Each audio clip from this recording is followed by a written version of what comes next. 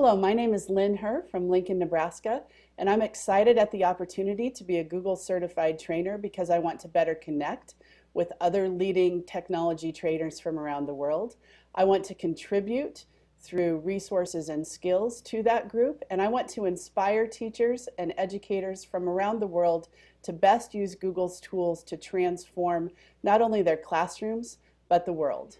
And this lesson shows you how to use Google Docs and tables to create a guided learning activity game board. The game board will allow students choice while they're working toward learning objectives that you've set for them. So let's get started. You may have heard a lot lately about Hyperdocs or multimedia text sets, which are just Google Docs with some extra visually appealing formatting to help organize learning activities for students.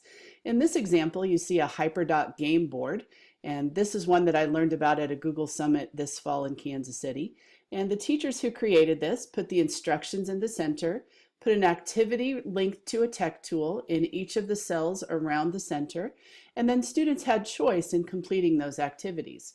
So I took that game board, adapted it for my graduate students, gave credit to the original authors, and the grad students loved being able to have choices and to create those activities in a game-like format.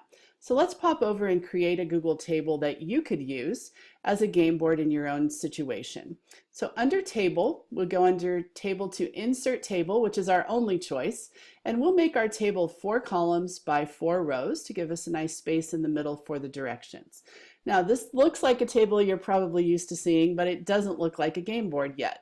So with that cursor blinking in the table, we'll go ahead and do some formatting to make that look like a game board. So we'll click on the Table menu, pull clear to the bottom to Table Properties. We'll go ahead and make the cells of the cell borders of that table nice and bright and colorful. So we'll choose blue and 6 point and say OK. The next thing that we'll want to do is make that table fill the page. So I'm just going to click and drag the bottom of the table and pull it to the bottom of our sheet. And then we're going to use a nice little tool under Table called Distribute Rows. And that just takes those rows, and it also works for columns, to distribute those evenly across the page. Lastly, we'll go ahead and select those center cells where we can go under Table and choose Merge Cells, and that gives us a great spot to put our directions. So here you can see where I've written the directions for our winter writing activity game board in the center of the game board. I've put our first activity for students, Winter Magnetic Poetry with Google Draw, and it's ready to go in the classroom. So get your game on and have a great time using game boards to engage your students.